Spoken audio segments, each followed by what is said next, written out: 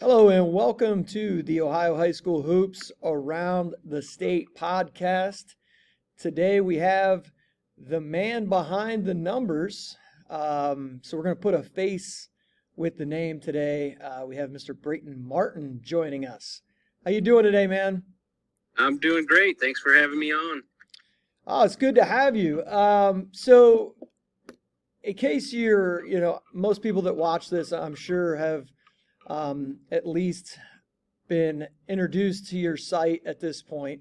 But gentleman here is running the Martin RPI site, which is a fast rising site, especially in Ohio. It's gained a lot of trend, at least in the last, probably 2 months. So before we kind of get into that, maybe give us a little bit of a background of you and where you come from and what you've been doing. Yeah, so I live over in Northwest Ohio, right outside of Defiance. I'm graduated from Ayersville High School, which I'm sure 90% of the people who listen to this probably have never heard of Ayersville. Small little D4 school.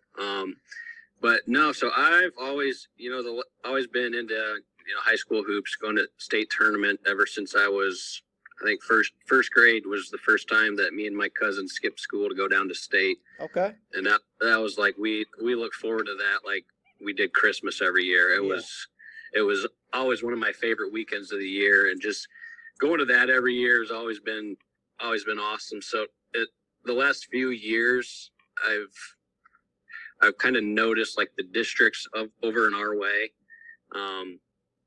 aren't very well like balanced out in terms of, you get one district where there's 8 teams in there that have a chance to win it, where there's other districts in the same region that have there's one favorite but wouldn't stand a chance in the other district. So that's the Northwest District Athletic Board. They like assign teams into districts. I don't know. I thought it was based on location. I don't think it is, because it's kind of just hit or miss on some of them. But they assign them like before the season. I think they do it every 2 years when they redo like the divisional assignments for the OHSA. Mm-hmm. But it's just kind of a random say, hey, you guys are going to go to the Elida district. You guys are going to Findlay, and it's always seemed like the Elida district has been absolutely loaded. I think I have on the site like 2018 or 2019, there was 8 teams in that district with a winning percentage over 750. Wow. And then like 2 of the other districts combined, there was 3 teams that were like that. So to me, that is kind of like just putting all the 2 or 3 seeds, if you did that for College March Madness, into one regional, and then just letting the rest, or letting it play out that way. And that didn't really make sense. So I've kind of just done this. I'm a big math guy, analytic nerd, whatever you want to call it. Yeah. I've kind of made these for myself the last few years for teams over in Northwest Ohio. And I pretty much just kept the results to myself and just kind of used it on my own. And kind of followed the tournament along that way. And, this year for each team that I do it for, one second, can you hear me? Yep, gotcha. Okay, I don't know what that was, yeah. But no, for each team that I do it for, you have to get their schedule, and then every team that they play, you have to get their whole schedule, and then you need the results and winning percentages for every team. So that could be for one team to figure out their RPI, you need about 40 schedules probably. So branching out a little bit further this year, I think I had like 300 or so schools, and at that point I had about 500 total schedules. So I just said, hey, what the heck, might as well do the whole darn state, since I already have about 70% of the schedules. So I ended up doing that. It was kind of like a month before the season started. I didn't really have any plans for any of like the site or anything to take off as it has, which has been really cool. But my sister has kind of helped me got a website going and trying to get it out to more people to see. And it turned out that a lot of people seem to enjoy it, which, like I said, is really neat. So when you started this, so you're a numbers guy, which works out well. I'm a math teacher, so Oh, yeah, there you go. that works out well. But so what I'm hearing is like I know with the schedules, like that you go down a rabbit hole with that. With with Joe Eitel on the football side of things, I mean you can start clicking on different teams, and before you know it, you've got Oh, yeah. 18 tabs open of teams that you've opened up. Right. But Yeah. when you first started this, so it sounds like you kind of piloted it to yourself for a couple of years. Where did you come up with like the different categories that you were going to, score these in? In terms of like the RPI itself. Yeah, how did you come up with your initial breakdown?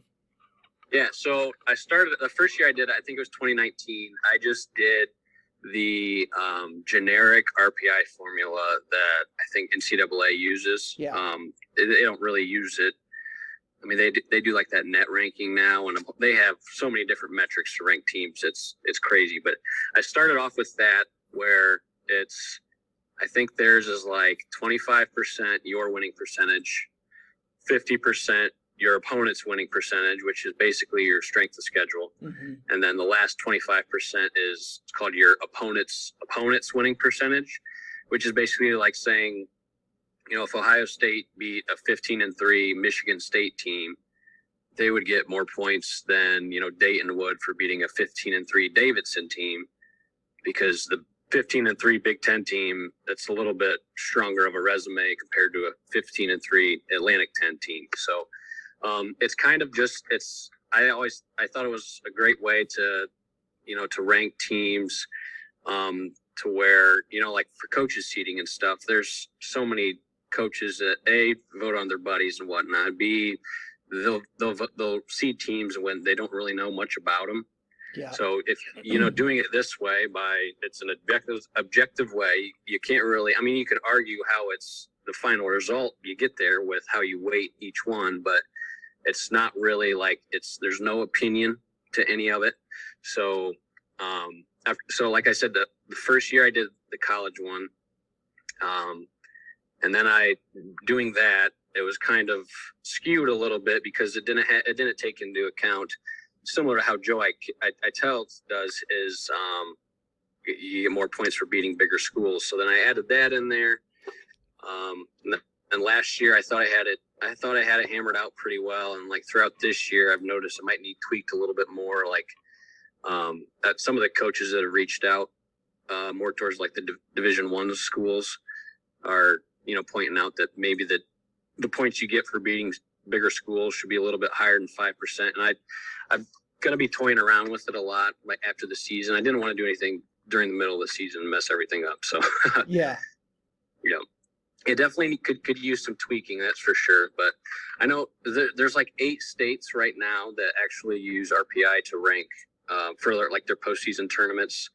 Not in Ohio, but like Kentucky, Oregon. There's 8 of them, and not just for basketball. They do it for a lot of different sports. And I think each state uses a different variation where they each like category of the RPI is weighted differently. So that's the good thing about it, is it's pretty easily to replicate or create a new one after you just tweak a couple things. So yeah, that's pretty much where I'm at right now.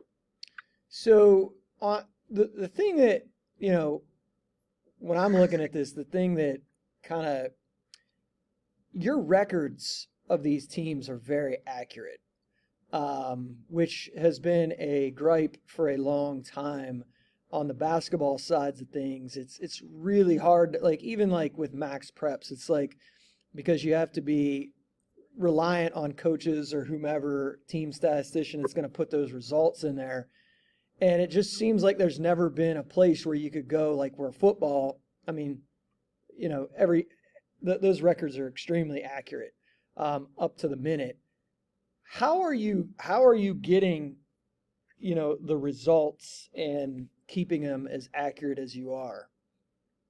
So that's always been, like you said, with max preps, you never know how reliable it is. Yep. I mean, they have pretty much every school in Ohio on there. But like you said, it's just, coaches, they don't always do it. Sometimes most of the teams that are missing like half their games. So social media has made it a heck of a lot easier because every basketball team, athletic department, school, they have a Twitter account where they tweet out the results every day.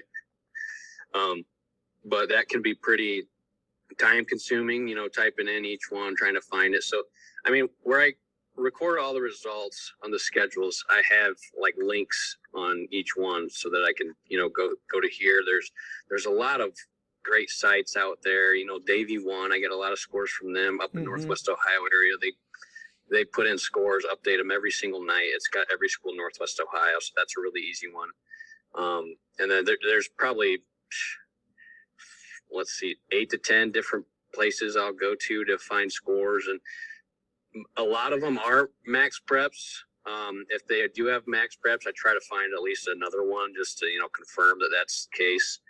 But yeah, I should definitely put a disclaimer on there that says there's a 100% chance that not all of these teams are going to be completely accurate, because it's just there's no way that could be. So I've had a couple people reach out and say, hey, we're actually 16-4, not 16-5, and I had a couple games wrong or was missing one, something like that. So there's always going to be a couple that are off, but yeah, double checking them and getting a couple different places for scheduled results from each one is kind of what I've been doing. Yeah, I've always found the differences with football. Football, you got one game a week, so it's easy to pinpoint. Basketball, you're typically looking at 2, maybe 3. Right. And then you're throwing these cancellations because you got weather. And then a really hard time for me always was like around the holidays when these teams are all over the place, playing in different tournaments, out of state. So tracking those things down can be difficult as well. So with that being said, like on any given day, like how much time are you spending with this process? So with with all the team schedules, I combine them all into this master schedule. So, say November 24th was first night of the year, opening night, where you could actually play games that aren't scrimmages. So that day I have on my file that I have, I just put in November 24th. It shows me every single game that's being played that night. And then from there, I have the links of where to track down their schedule. So I track it down that way. And like you said, with teams playing 2 or 3 nights, Tuesdays, Fridays, Saturdays are the big hitters. So I swear every team in the state plays on Fridays. If not, they're playing on Saturday, and about 90% of them play on Tuesdays as well. Not everyone, but those are definitely, I think that Tuesdays, there's probably about 500 or so games. And then Friday and Saturdays combined, there's probably over 1,000 games, 1,200 games or so there that I have to update. So I've timed myself, seeing how quick I can get them put in, and I've got around like 150 to 170 done in an hour. Okay. So those late Friday nights, and I think like during the season, I'd stay up till probably like 2 in the morning on Friday nights, and then wake up at about 6 on Saturday to try to finish them up. Hopefully be done by like 8 a.m. So it's definitely after the Friday and Saturday games have taken the longest. Tuesday night ones, take that back. Tuesday night ones actually take the longest, just because can't stay up till 2 a.m. when I have work the next day. Yeah. So those ones are kind of done later in the day on Wednesday when I get home from work. I'll do some on my lunch break and whatnot. So but the other ones on Monday and Wednesday and Thursdays when they don't play very often, those ones I can get those ones done in about a half hour or so. So I'm guessing you're married, correct? Yes. Yep. Now, do you have kids as well? Yeah. So I have a 7-year-old, and my wife has a 7-year-old. So I got a son and a stepson who are 3 months apart. So they're basically twins. Okay. and she's actually due on Sunday, March 6th with one of our congratulations. So could be getting the call anytime here, which unfortunate tournament time. She's asked me if Ayersville just won Tuesday or last night. Yeah. District semis. And she's like, so what are you going to do if we have the baby before Friday? And I was like, well, planning on going, actually. Yeah. That didn't get a great response. So Yeah. we'll see about that. Yeah. So Ayersville, are they in the Green Meadows Conference? Yep, Green Meadows. Okay. We got Antwerp district finals. Yeah. Yeah. Wayne Trace is still in it, correct? In D3. Yep. Yeah, it's nice little Glandorf district. Now you said you played at Ayersville, correct? Correct. Yep. Now were you there? Was it Zacharich? Was he the? He was my coach. Yep, all 4 years. Okay. Yep. So just for the viewers out here, you were pretty decent. Like, I mean, you were a shooter, correct? Yeah, I shot probably too much. Just typical 3-and-D guy. Yeah. No, you did defend somebody. Oh yeah. Okay. Well, my freshman and sophomore years, that was especially my sophomore year. I would always guard the other team's best guard, ball handler. Yeah. And then got to my junior and senior year, we had a really good, it'd be a class that's 2 years under me. And by the time I got to junior, senior, they're just like, let's just save you for offense. You don't have to worry about defense as much. I was like, all right, if that's what you want me to do. Yeah. Most of the 3-point shooters I ever played with, they couldn't guard a parked car. So, so you're not just a numbers guy. You're not just, it seems like you're pretty passionate about high school basketball in general, which probably makes this more enjoyable to even do this. Right. Definitely. It's like I said, going back to the state tournament thing, that's kind of where it all started. And, I've always been going to games around, not just Ayersville games, obviously growing up, the school that I went to, but, I think I've gone to countless number of district games, regionals. I remember going to Anderson Arena, the old Bowling Green arena there. That was, you walk in and you go down. Yeah. That stadium was awesome. And then, the more over the years after getting, going to so many, you learn more about different parts of the state. And something I told somebody else is, being like up in the corner of Northwest Ohio, like you always have the 1 or 2 teams every year. They're like, oh, these guys are definitely going to go to state. They're going to bring it back to Northwest Ohio. Well, doing like the RPI rankings where getting to know all these teams a little bit more. It's like, it doesn't matter how good you are. There's always going to be somebody out there they could have your number any night. Yeah.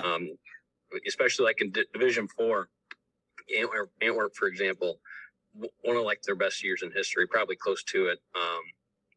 Everybody up here is like, these guys are a shoe-in, going to state. Well, Tiff and Calvert, they're amazing. You get down to the Southwest region, Botkins and Tri-Village. Those 2 teams are unbelievable. Yeah. So, going against Antwerp, it's a 50-50 matchup. Then over in Cleveland, you got Richmond Heights. It's crazy how many good teams and programs there are across the state that, starting out, being in, like I said, the corner of Northwest Ohio, you don't really know about unless you're really involved with it.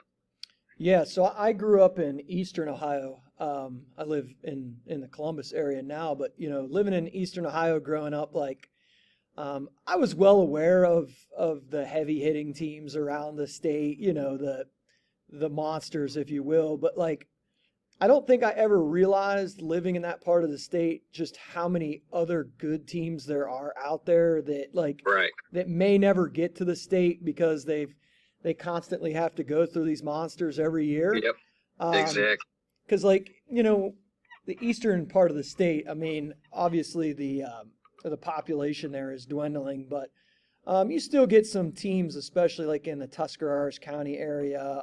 Obviously Highland up in Holmes County is pretty well known, but not exactly Eastern Ohio is not exactly a basketball powerhouse area, but I'm with you though. It was growing up there, like you would think those teams were like, the best team in your area was, amazing. And then you put them up against somebody else and it was like, maybe they're pretty average at best. Right. But, yeah. And that's the fun part. The state is huge.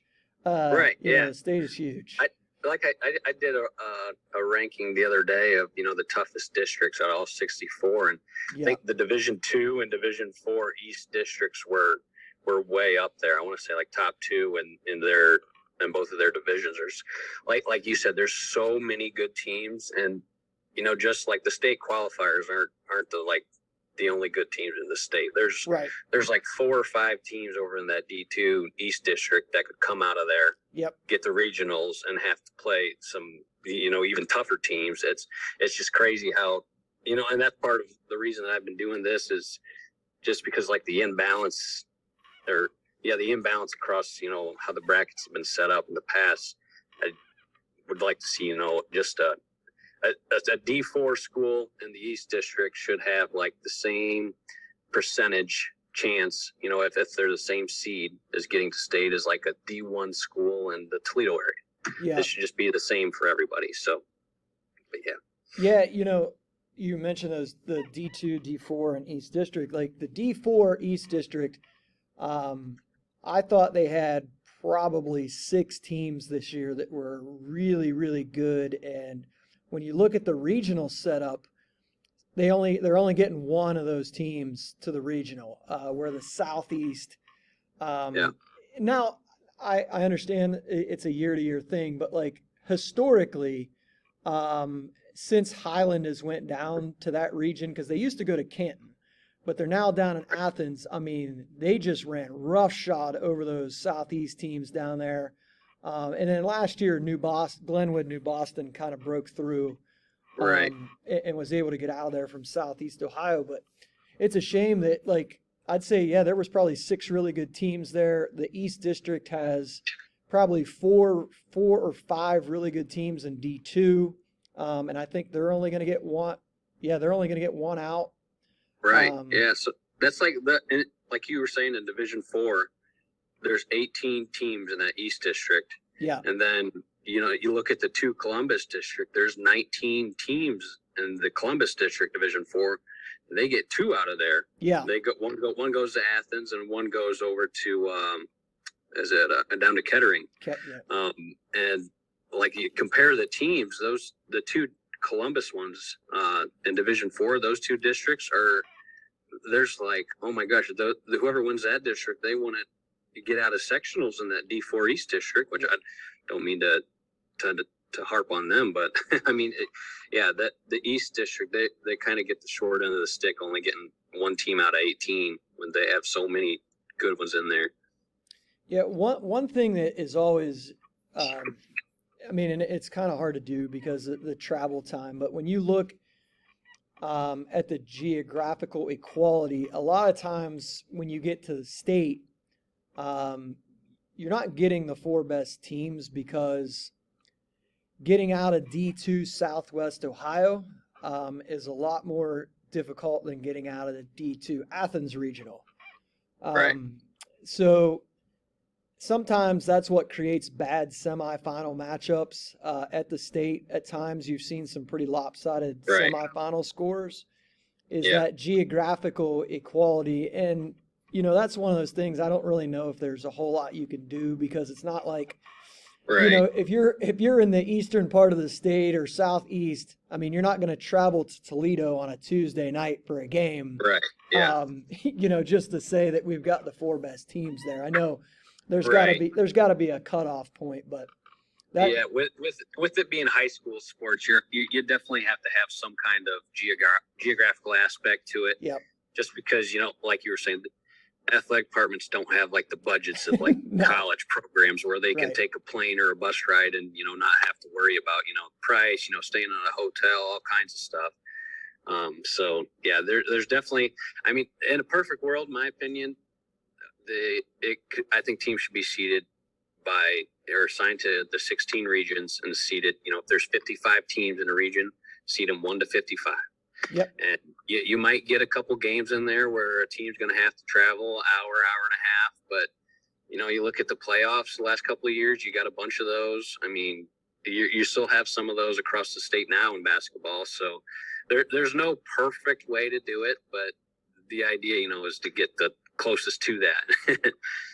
Yeah, I mean, I would definitely love to see the state pick this up and maybe work alongside of you, and that's kind of what I was hoping to do, having you having you on here just to get your name and face out there a little bit more, because with the seedings, as you were mentioning earlier, was you get coaches, and I've been in these meetings before, especially when they were doing them in person, where if you didn't like a guy, or it was somebody that was, because in a lot of these districts, sometimes you don't even play any, like you may be the outsider, or there may be a team that doesn't play anybody that's at this meeting.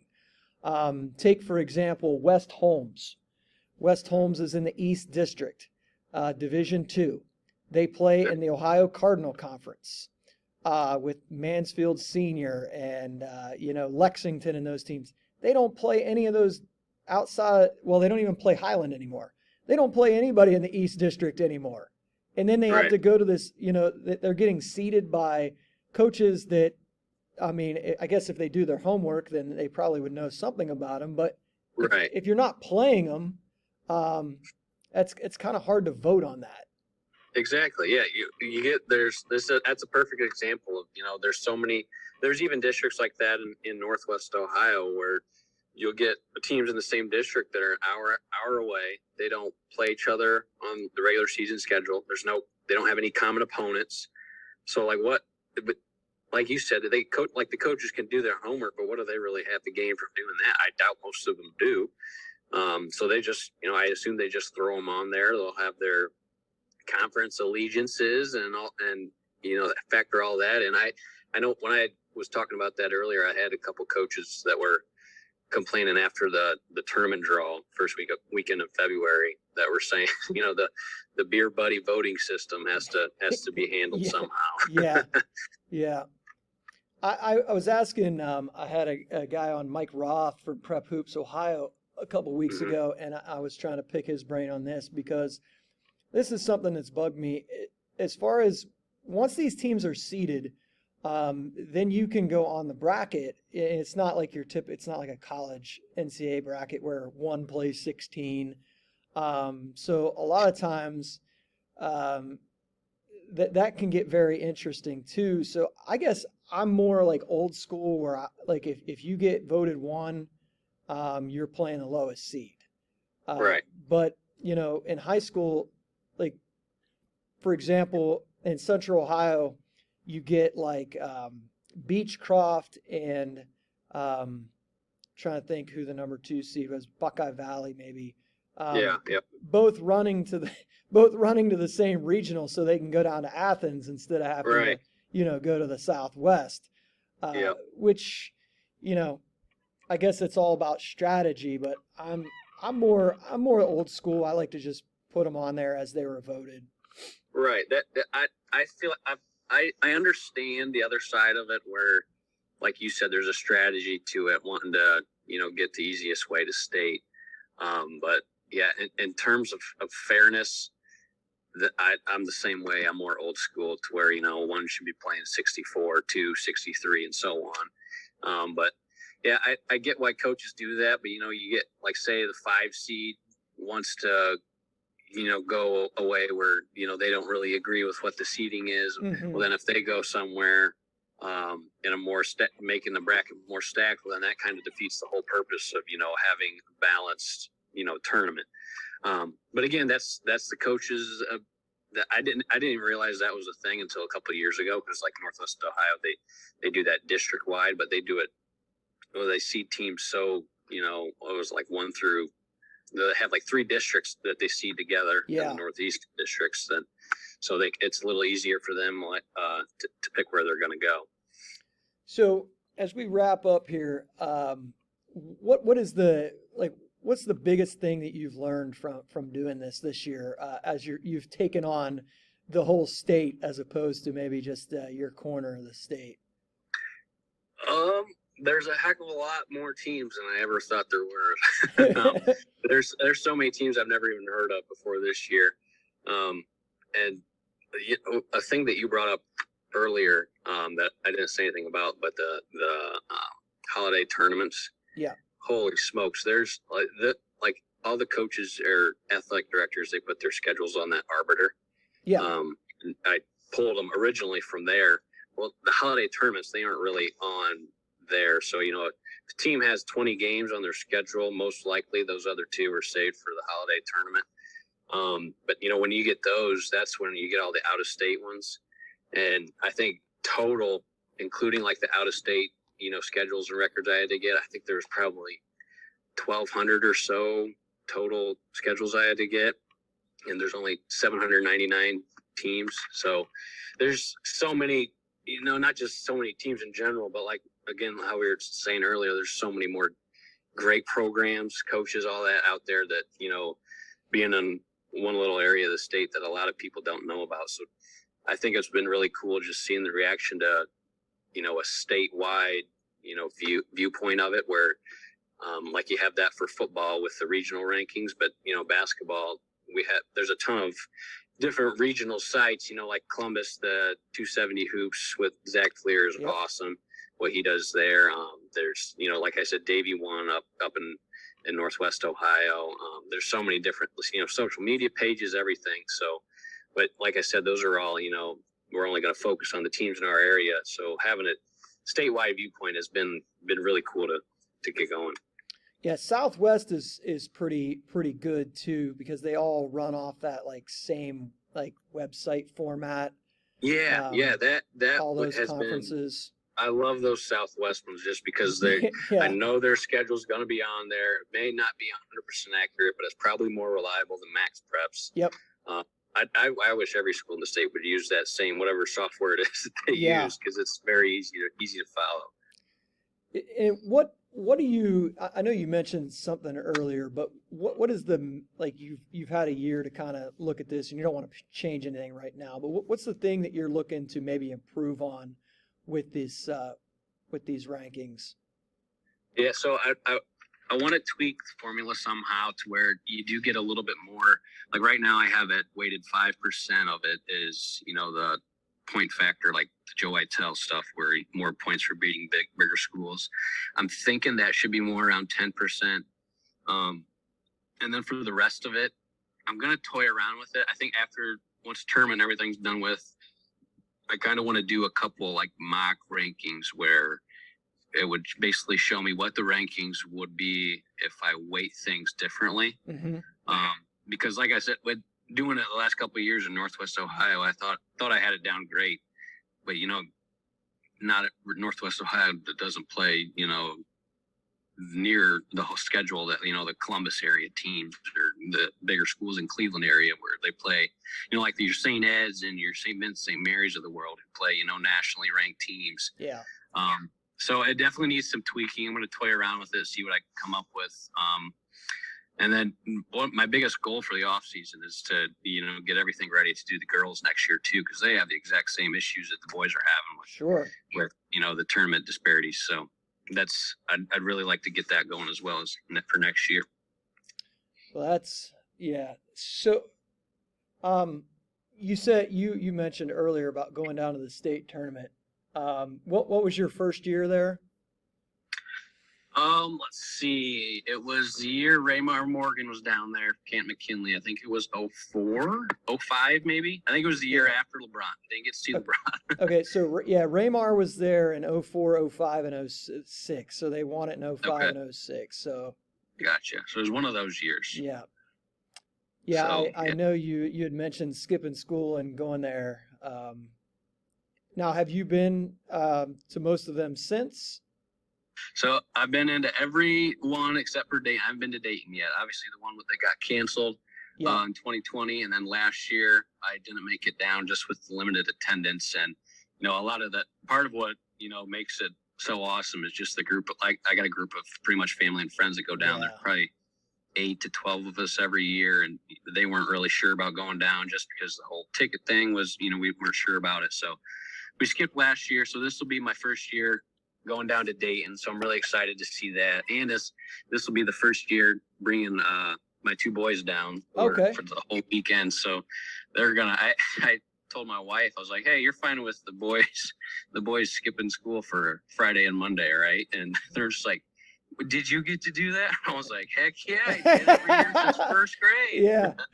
So I'm pumped to take them, and I don't know. I feel like a lot of the people from the Southwest area that even being down there from the Dayton area, that they kind of prefer it back in Columbus.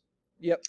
So I'm not going to make an opinion on it because I haven't even been to the only time I've ever been to UD Arena was to watch Luke Kennard play down there for Franklin at a regional game. Yep. Or district regional, one of the others. So I'm excited for it this year. That's for sure.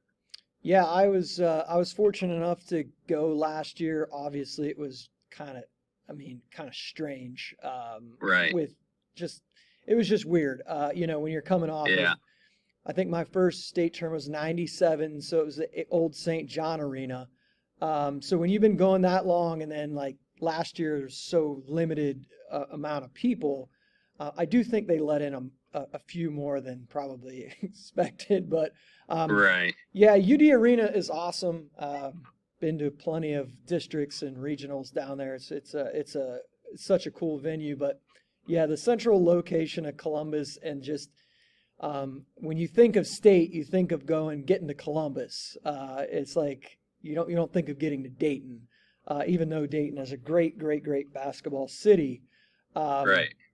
But yeah, that's awesome, man. If you don't go to the state tournament, if you're not involved in high school basketball, I don't think you quite understand it's like a holiday, really. It is. Absolutely. And you see a bunch of people that you don't typically see throughout the year. It's like right. like a reunion of sorts. But last thing Yeah. I wanted to ask you about, I kind of check this daily. Did you foresee this gaining as much traction as it is? Because your Twitter following has increased significantly, and I don't know what your traffic to the website is, but did you see this gaining that much traction this quickly? Not at all.